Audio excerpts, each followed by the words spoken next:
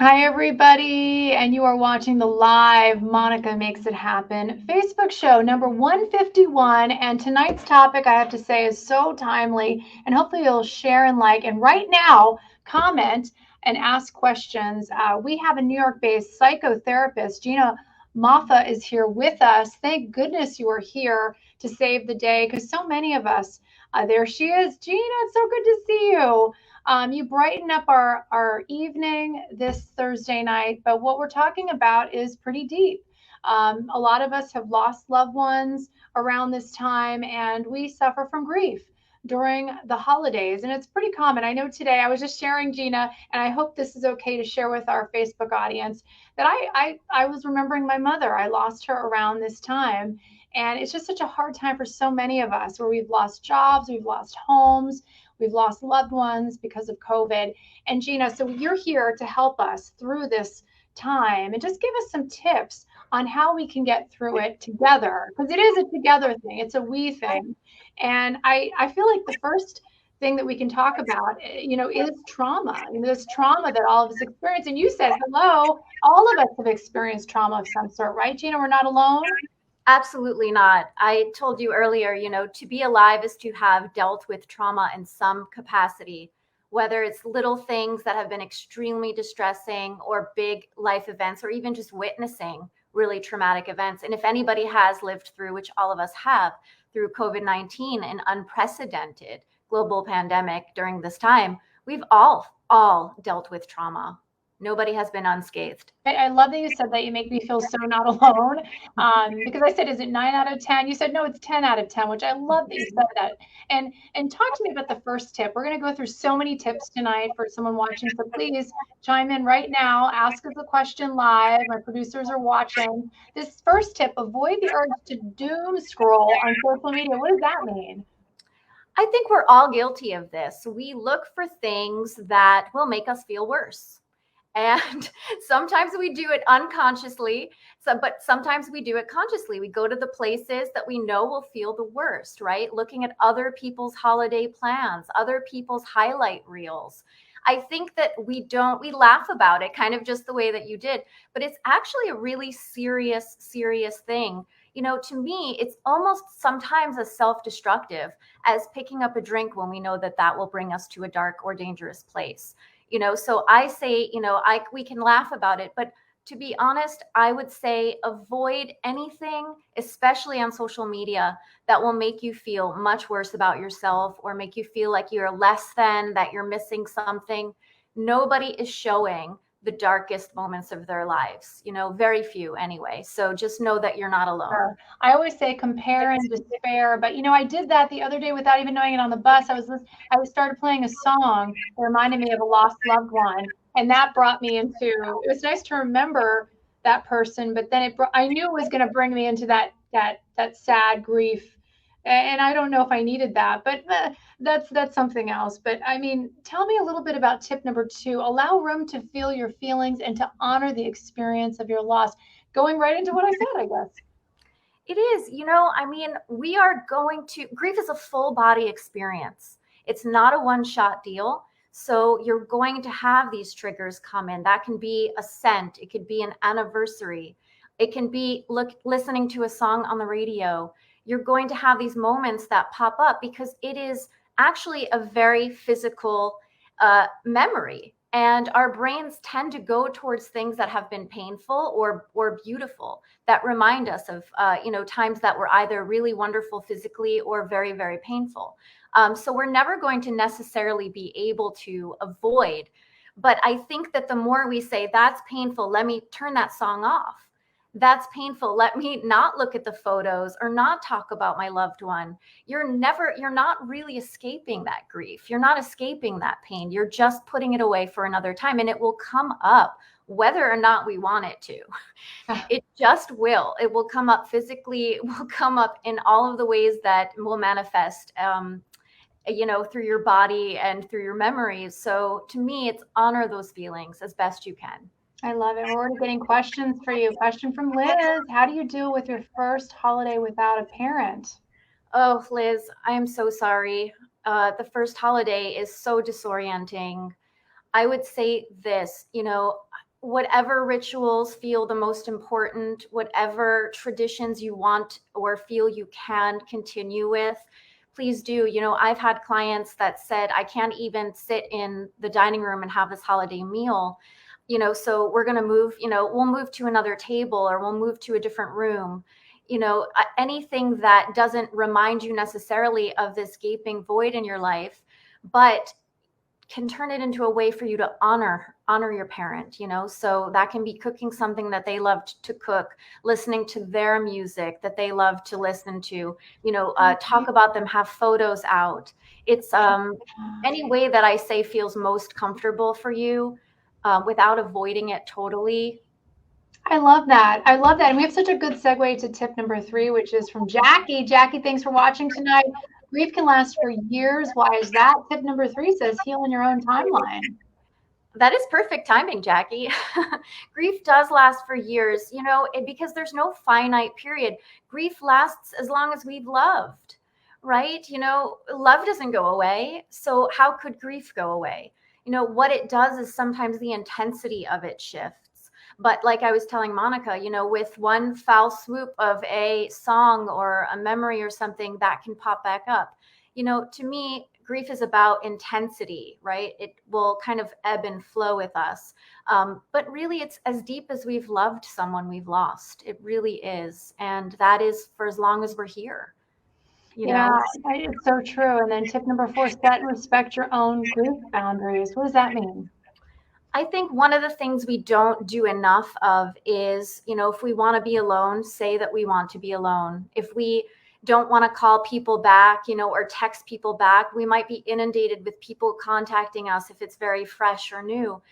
Don't feel like you have to contact everybody back in their timeline. We feel very, very obligated a lot of the time. And I think we don't often enough think about our own needs. Am I tired? Do I need to be alone? Do I need to rest? Do I not want all of this food sent to me today? I think getting to know what our limitations are and expressing and respecting them is really going to be what helps us kind of get through, because you really need a lot of endurance to grieve. You really do. It's a full body experience, like I said. Isn't that true? And Francine, I just want to send your love to Francine. She just lost her dog. And so losing a pet is just, oh, it's just so painful. So we're sending love to you and all sorts of hearts and emojis. But a beautiful tip from Lena. Lena, we love you too. An extra plate for the deceased loved one. That's a great idea, right? Absolutely. Like I was telling Liz, I think whatever feels like you have this person with you, like you're honoring them in your own special way. That can be, for some people, it's sitting at a smaller table because they can't bear to think of it. But for others, it is setting a plate for them, having them be a part of that still, in any way that feels important to you is what I think you should do, right? This is kind of all hands on deck. About this grief rhythm, what is that about? I talk a lot about this because, think about your own rhythm in terms of how you deal with anxiety, how you deal with your feelings. Everybody kind of has a pace, right?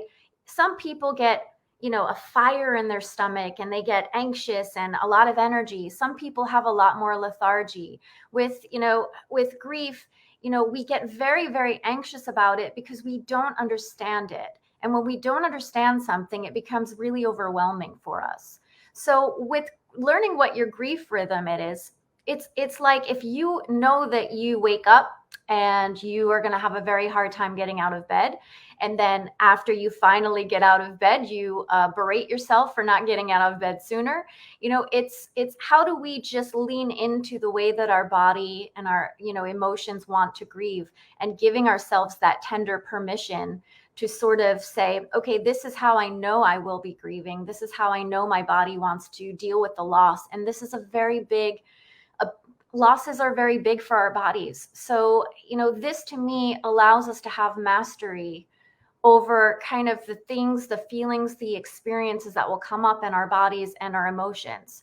So it's really just learning our own pace with our emotions and our experiences. Oh, I love that. The tenderness, being tender with ourselves. That's so beautiful.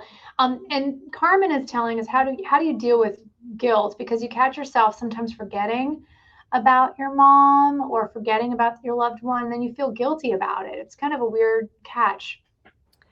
Absolutely. And, it's funny because I mean, life does also go on. And part of healing, believe it or not, is bringing more of that life into you. And that doesn't mean that you forget your mother at all.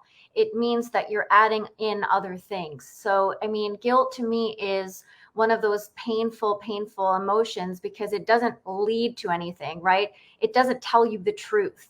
Because if I asked you, Carmen, I would say, how much do you love your mom? And you would tell me all of the things that you love about your mom. You would tell me all of the stories, and it would come right flooding right back. But, with grief, and I say this a lot, we have to give ourselves permission to be imperfect. We have to give ourselves permission to feel what we feel when we feel it, to live our lives as we still have to go on and move forward, and then bring them with us in the ways that we can. And it's not always as apparent as in the forefront of our minds, right? But it can be in sometimes the things that we do that we don't know we're doing. So I urge you to just be incredibly gentle with yourself, Carmen, really. Is telling me my mom passed a couple months ago from COVID, and the thought of Thanksgiving dinner just makes me sick. What do you tell Kimberly? Kimberly, I'm so sorry. These are the more traumatic losses, and the grief is a lot more complicated. What I would say is I'm really big into having a plan A and a plan B. That means, if plan A is you've told people or you've told family that you will have a Thanksgiving dinner, you will participate in a holiday, but when that time comes, you decide that you really can't and you would rather watch a movie and, stick your head under a blanket. I think that has to be allowed, especially during this time, and tell others what you need. I think that you have a pass for really just taking care of yourself, Kimberly. You really just do. That's all there is to it. And anyone that would try to talk you into it doesn't understand the depth of and sometimes debilitating experience of grief. And it just goes right into the question of empty seats. A lot of people have empty seats this holiday. So, any specific tips you can come up with? I love the plan A, plan B. I love that, having a plan B just in case. I think that that's the most thing. All of these questions to me sort of lead me to feel, let's be realistic in what our expectations are of ourselves during this time. It's really important that, talk about an empty seat. It's more than just an empty seat. It's our body just doesn't know how to cope with this person not being here anymore. I think we have to tell others what we need. We have to ask for help. More importantly, we have to accept help. We have to know what our expectations are of ourselves, and we have to feel what we feel, and we have to feel it for as long as we need to. One of the things that I always like to say is during the hardest times of grief, sometimes even, we share a lot of our own grief here, is, I like to write a letter, especially when I'm missing, my own mother the most, is, whatever you want to say, sometimes it's really good to just get that out and speak to them and use whatever means possible to keep that communication going when you're really missing a loved one. I have so many beautiful stories, Michelle. I love you as well. She lost her cat and then she adopted a cat she found in her parking lot, which is such a beautiful story. Hi, Christina. Hi, Liz. Hi, everybody. Kimberly's saying thank you with a heart to you, but she's getting a lot from the show. And Kimberly, Ida, she lost her husband of 41 years in March 8th of this year, and she doesn't feel like celebrating. She's staying home, so she's gonna stay home and take and self-care, which is amazing, amazing. And our thoughts and prayers, of course, to her. Triggers. How do we avoid triggers? This this is one of the tougher things. I would say even when it's not COVID related or not grief related, triggers are hard. Being around family is its own trigger. And so I say this, if you can avoid a trigger, avoid it. If in the event that you cannot avoid seeing people or being triggered, which is, triggers are everywhere, and unfortunately we can't always avoid them, is to get to know really what triggers you. Because like I said before, the more we can understand about what our needs are, the more we can understand our feelings and our pace of our emotions, the more we can understand our own triggers, the more we can sort of navigate experiences or things that we know will blow them up. If somebody says something to you that's hurtful or unkind, or that sets you back and, puts you in a place of really deep grief, I would, talk to someone about it, but I would remove yourself if possible, gently, quietly, and give yourself whatever tender care. We're using the word tender a lot because it is really what's necessary most within grief. But give yourself whatever care you really can during this time. And I think that's what I would say overall. I love it. Thank you, Gina, so much for joining us. Hopefully you'll come back. I have a feeling you'll be a regular here on our Facebook show. You were so helpful. I got so many great tips, and we're going to have a lot more, of course, a lot of tips. So just always check right here, pix11.com. And of course, all of our newscasts, 4, 5, 6, 10, and our beautiful morning show. And we're going to get through it together, and we're making it happen. Thanks for watching.